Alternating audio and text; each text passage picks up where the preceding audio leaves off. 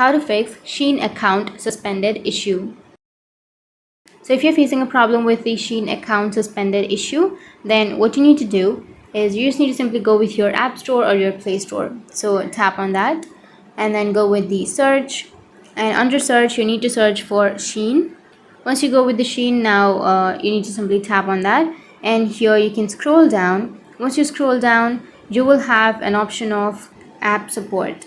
So you can simply go with app support, tap on that, and here you will have website, email, address, and then privacy policy. So simply tap on email. Once you tap on email, it will take you to the email option, and from here you can send an email. So under the subject you need to write suspended account and then go with compose email, and here you can write hello Shein team, I think my account has been suspended. I'm getting suspended issues on my Shein account and I want to fix that problem.